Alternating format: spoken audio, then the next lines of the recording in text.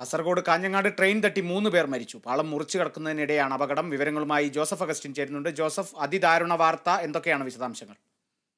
കാളിദാസ്, ഇന്ന് 7:15 കൂടിയാണ് ഈ ദാരുണമായ സംഭവം ഉണ്ടാകുന്നത്. ഈ പാളം മുറിച്ചു കടക്കുന്നതിനിടെയാണ് 3 സ്ത്രീകൾക്ക് ദാരുണമായി പരിക്കേൽക്കുന്നത്. പിന്നീട് ഇവരുടെ പരിക്കേറ്റ ഇവരെ വിവിധ സ്ഥലങ്ങളിൽ നിന്ന് ഫയർഫോഴ്സ് അടക്കമുള്ള സംഘങ്ങൾ കണ്ടെത്തുകയായിരുന്നു. പിന്നീടാണ് ഇവരുടെ മരണം സ്ഥിരീകരിച്ചിട്ടുള്ളത്.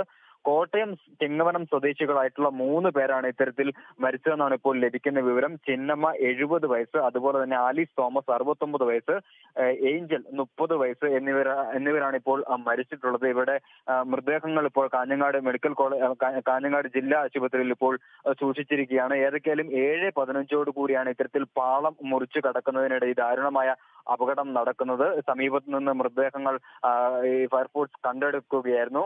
എന്തായാലും കോട്ടയം ചിങ്ങവനം സ്വദേശികളായിട്ടുള്ള 3 പേരാണ് ഇത്തരത്തിൽ അപകടത്തിൽ മരിച്ചതെന്നാണ് ഇപ്പോൾ ലഭിക്കുന്ന വിവരം. ഇതുമായി ബന്ധപ്പെട്ട് കൂടുതൽ ആളുകൾക്ക് അപകടം സംഭവിച്ചിട്ടുണ്ടോ എന്നുള്ള കാര്യത്തിന് വ്യക്തതയില്ല. ഇതുമായി ബന്ധപ്പെട്ട് പോലീസ് അടക്കമുള്ള സംവിധാനങ്ങൾ ഇപ്പോൾ ഈ പാളത്തിന്റെ വിവിധ പ്രദേശങ്ങളിൽ സമീപ പ്രദേശത്തും പരിശോധന നടത്തി വരികയാണ്.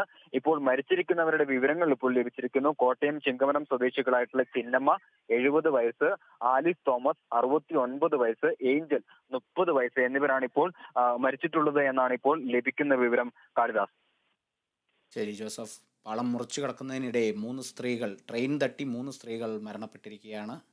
വിശദാംശങ്ങളാണ് ജോസഫ് അഗസ്റ്റിൻ നൽകിയത്.